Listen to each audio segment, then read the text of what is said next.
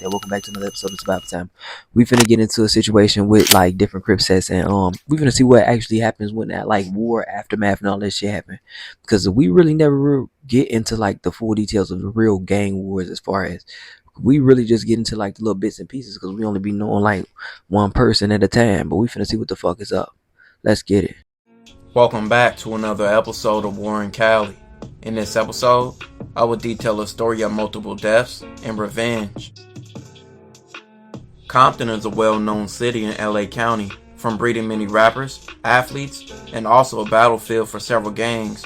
Crips were formed in Compton in the 70s and had strong ties to each other, even being allies at a point. But by the 80s, many became rivals. Over several years, it was just Crip versus Pirus, but it became Crip on Crip wars like the Tracknew Park Crips and the Nutty Block Crips. Clarence, also known as Peanut, and Glenn, also known as LG, were active members of the Tracknew Park Crips, and they would go on a crime spree. So let's get into this case. At about 10 p.m. on May 20th, 2005, a 15-year-old named Marquise was playing basketball with several people in the Nutty Block's territory on South Harlan Avenue. Two men approached on foot and started shooting. Marquise was shot in his side and also near his right hip. He spent 2 weeks recovering in the hospital. After the shooting, the two men ran away. They were laughing and got in the back seat of a waiting Chevy Caprice, which was owned by Glenn. Bullet fragments were recovered at the scene. A ballistic analysis showed that the bullets were fired from 2 different guns. The bullet that struck Marquise was fired from a .357, which was later found out to be owned by Glenn. Other bullet fragments were also recovered at the scene, which was said to be a .32, which was later found. I'm so glad that niggas be so fucking dumb. For one, I don't respect no nigga that shoot up the park, because that's where the kids is at. If the kids is out playing, then you really hit them kids, then what? You know what I'm saying? I don't have time for no bullshit like that, because I go off on shit like that, because at the end of the day, bitch, let the kids do what the kids do, nigga. Have fun and be kids, nigga. Everybody ain't outside the gang bang. Everybody ain't out to cause mayhem and confusion. Another thing that I did not respect about the whole situation is you shot this little nigga and then you laughed running off and shit like this shit was cool. Like the little nigga out there hooping, you feel me? He minded his own fucking business. If he really wanted static with you niggas, he would have pulled up on you niggas like you niggas pulled up on him. But nah, you out to do bullshit. This is why niggas blow me with the, is it a crime problem or is it it's a black problem, bitch? Because there's no reason why I shouldn't be able to play basketball in my fucking neighborhood without worrying about a motherfucker trying to shoot me down over some goofy ass, petty ass shit I'm probably not even involved in. Stupid bitch. Out to be owned by Clarence. A man named Jota heard the gunshots, and he saw 2 men crossing the street. He identified Clarence as one of the men he saw get into the Caprice and drive away. 3 days later, a Tracknew Park member who was a close friend of Glenn was shot and killed. In a statement later given to the police following his arrest, Glenn said he was upset about the shooting, and that evening, he drove his Caprice into the Nutty Block Crips territory, which he had 2 other Tracknew Park members with him. They were looking for rival gang members to shoot. They were unsuccessful and drove home. Early the next morning, Jota was outside his home talking with his mom and also a third person. Clarence walked towards the group, he knelt down and fired more than 9 rounds. No one was struck. Jota saw Clarence get into Glenn's Caprice and they drove away. The following morning, Jota found a note on his truck which said, "Testify and everybody dies." Later that morning, Glenn drove back to the Nutty Block's territory. He was looking for a Nutty Block Crip to shoot. Glenn spotted Dante and said another gang member in his car. Witnesses then saw a man get out of Glenn's Caprice and run towards Dante firing a gun. Dante was chased by the gunman as he attempted to flee. He fell to the ground and the gunman continued firing the gun.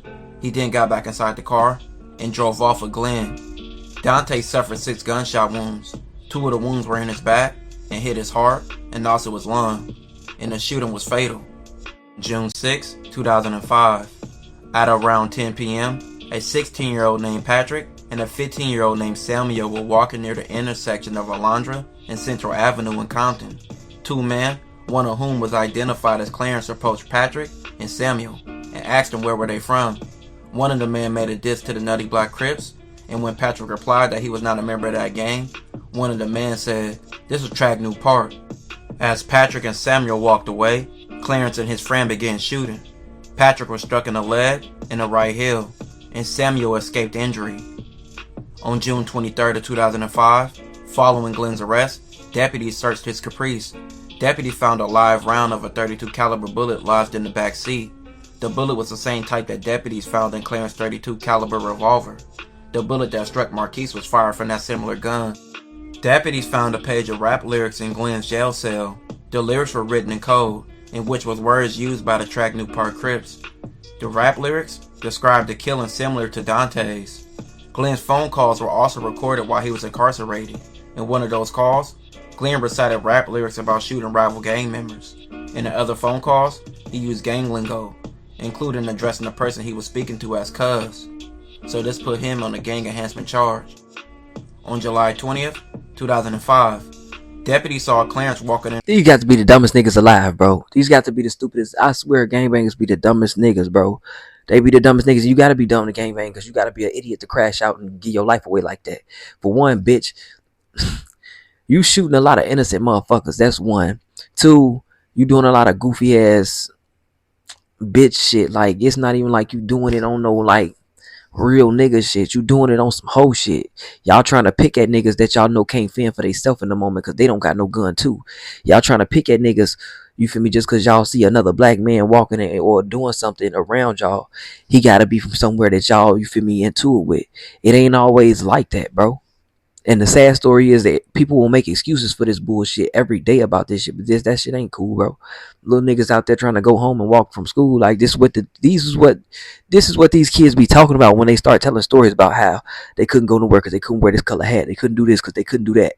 You know what I'm saying? Because the niggas like this, bitch ass niggas like this, fucking it up for the rest of these niggas. Like, nah, young niggas need to be able to be young niggas, bro. And niggas need to stop with the hating and all of the bullshit, bro. You attacking yourself at the end of the day. That's my main fucking point with everybody. We all black. So at the end of the day, you looking for yourself when you looking for me to kill, nigga. Fuck out of here. In the area of Amanda Street in Los Angeles. When Clarence saw deputies, he ran away, and he jumped the fence. The deputy saw a black handgun in his hand. Deputies later found Clarence at a nearby house, lying on the couch, and found a loaded .38 in the bedroom. When investigated both, Clarence and Glenn admitted to their crimes, but later recanted at trial. But with several witnesses, including some of their victims testifying, they both received life. But this story doesn't end here. On April 27, 2006, a 17-year-old named Anthony was shot to death. He sustained a gunshot wound to the back of the head, a wound to his chest, and also a gunshot wound to his left eye, which this shooting was fatal. Anthony was the little brother to Clarence. At the time of the shooting, two women named Alejandra and Nkosi and others heard multiple gunshots. Alejandra's sister Cynthia was the only one in the group who did not hear the gunshots because she was listening to music on her iPod. Immediately after they heard the shots, the shooter ran towards them, and he asked to use a cell phone to call someone for a ride. He told the girls there had been a shooting, but before they could hand over the cell phone, they heard sirens and he ran away. The sisters described the shooter as tall and slim, being between 5'9" and 5'11" in height. Alejandra told detectives that it was gaps in the shooter's teeth. Nkosi later identified the shooter from a photo lineup. She even testified at a preliminary hearing and said that she recognized the shooter from school. On the day of the shooting, a man named Norman, a resident of the neighborhood, saw the shooter flying around the corner. He was looking crazy like somebody had just done something, he said. He knew him as DJ. Norman told the police that DJ was sweating like a bull, and his eyes were big, and he could see the whites of them. Norman told the police that DJ was with two other men, who told him to get in the house. Norman identified DJ from a photo lineup as the man he saw running around the corner. Norman told police that the day after he saw DJ running, DJ's stepfather Keith told him, "You need to lay low, and you need to keep your mouth shut." Norman felt threatened by Keith, his size, his facial expression, and his intensity, and also that the fact that he lived nearby. At trial, Norman recanted the statements that he made to the police. He also denied that he had been threatened. Another witness named Kevin, also a resident of the neighborhood, said he heard multiple gunshots. Right before the gunshots, he heard a kid plead, "Don't shoot." He saw a black male about 5'10" to 5'11" tall running away with a revolver in his hand. Kevin then saw the victim Anthony bleeding on the ground and shouted for somebody to call the paramedics. Another witness named Lionel looked out his bedroom window and saw two black males walking down the street. He heard a shot and saw one man on the ground. The shooter stood over the victim, he said, and shot him twice more. Then he ran away holding the gun. He described the shooter as tall and slim. The shooter stopped to talk to a group of Man, look, this is why I say in like a few videos, I believe, nigga, you get locked up, you can't protect nobody, nigga. You get caught up in some shit and it affect your family too, nigga. You can't stop that shit when you get locked up, nigga. You can't stop it when you're not around. Niggas is gonna come for revenge one way or the other. If they can't get you, they gonna get somebody. And this is a prime example of getting somebody that don't have nothing to do with the situation, bro. Didn't have nothing to do with nothing that was going on. Now you lost your brother, your mama lost 2 sons, and now you stuck in a jam, and now you can't even, how can you console your mama? Like, how can you console your father? How do you even take revenge? Like, if you wanted to, you feel me? People miss the biggest object in this game called life, and it's called protection. As a man, you should be focused on more so protecting your family. As a man, you should be more so focused on bettering yourself and progressing your life and pushing yourself to a different level. All of this goofy shit don't do nothing but pull us further down where we at right now, and we don't need to be no lower than hell. Because we burning the fuck up, and people will sit here and ignore it and keep blaming white folks. But it's not white folks whose finger trip is on these triggers. It's not the white person who out here like hunting each other down, checking for tattoos and goofy ass shit. people, and then he ran covering his face with a jacket. He said he put the gun in a sweater, and he was unable to identify the shooter from a photo lineup. A woman named Siobhan, who was a member of the Nutty Block Crips, the same gang that DJ was from, was convicted in September of 2007 on 2 counts of premeditated attempted murder and another case. She later agreed to testify in this case for a lower sentence. She testified that she had dated the deceased leader of the Nutty Block Crips, who had been feared and respected while he was alive. She said he had status and influence with the gang, so her relationship with him increased her rank. On the day of the shooting, she received a call from a fellow Nutty Block Crip who told her she better get the little homies out of her car because they just did something stupid. After they spoke, Siobhan called a younger member of the gang who also lived with her and used her car. Siobhan told him to meet her at her house with DJ. The 3 met at 9 p.m. that same evening. When Siobhan accused the younger members of doing something stupid out of her car, DJ interjected and said that he did it. DJ explained that he had shot someone in retaliation for the murder of his cousin Dante. Dante was known in the streets as Tiny No Good from Nutty Block. Siobhan told both men to clean out her car, and 2 weeks later, Siobhan still found bullet shells in the backseat of her car. At trial, she testified that DJ was the one who confessed to the murder. Detectives testified that Dante, known as Tiny No Good, who was DJ's cousin, was killed by Clarence from Track New Park, a rival gang member. Clarence was the older brother of Anthony, who was killed by DJ. For his role in the crime, DJ received 25 years to life. One's actions can lead to a whole cycle of violence, and that's exactly what happened in the... Man, moral of the story is, stop letting bitches gang bang. And stop telling them all the serious business. And another thing is, clean up behind your motherfucking self after you commit a crime in somebody else's motherfucking vehicle, crib, or wherever the fuck you at. Clean up, nigga. Stop being a lazy bitch before you end up in jail for the rest of your life like this dumbass nigga. Okay? Another thing we gonna touch on is this, bitch. This, bitch. Karma gonna come one way or another. Whatever you put out on this earth is gonna come back to you one way or another. And it's gonna come back in a way that you're not even expecting because you so focused on you. Don't never be so focused on you that you forget it's a world outside of your mind, outside of your ego, outside of all the other bullshit that you concern yourself with. This gang banging shit, it be so minimal that it be so major.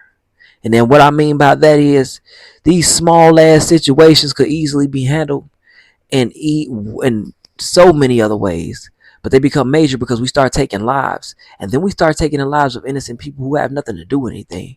Or we start injuring people who have nothing to do with this shit. Because it sounds cool. Bitches want to gangbang because it sounds cool until some shit happened. Now they using the information they got on you to get themselves out of a situation. Which is explanatory when it comes to a woman, because I don't believe no woman should want to go to jail. Men shouldn't want to go to jail. And when you doing shit like this, you should never include nor speak to no woman at the end of the day, because you never know what they might do, nigga. They're liable to do anything. I wouldn't even talk to no niggas about what the fuck I just did. He's so busy popping off at the fucking mouth. It's ridiculous. And another thing is, bitch, stop running around out here with no fucking mask. But thank God you niggas didn't wear a mask, because all you bitch ass niggas got caught. All you niggas got caught. And then you stupid because you out here running down on niggas with no mask. Like, can't nobody fucking see you. Ain't nobody too much intimidated about motherfuckers just shooting and stuff like that. Like, people gonna find out about that. The police gonna find out about that. Other witnesses that you don't even know is going. In this case, they don't know niggas is watching outside the window, nigga. In 2026 or in any year for like the past 10 or 20 years, nigga, you have to realize eyes are everywhere now. You got eyes on cameras. Doorbells have cameras now. You got eyes that just ears that's just listening. You feel me? Out in the blue. Somebody might be home by themselves and see you running off. You gotta protect yourself at all times and all costs.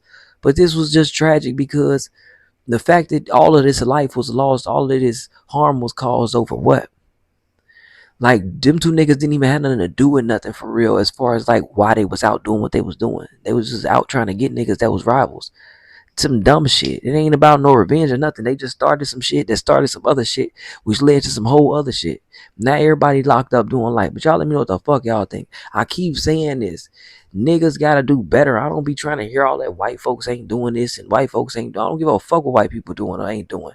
It's our community at the end of the day we need to be cleaning up. And you doing all of the finger pointing at each other instead of pointing the motherfucking finger at your damn self. Point the finger at self because we're gonna keep looking at the man in the mirror and acting like he don't exist for real. And then when it get too late, we gonna be, oh man, why the youth acting like this? Why the kids all tripping? Why they trying to kill everybody? Then everybody want to say, oh, they been killing people. Yeah, they been killing people, but not at the rate or at the heaviness of what they doing, bro. Yeah, they been killing people, but now it's like a goal to kill people. Back then, it was like a thing where you would be scared of a nigga if he caught one body.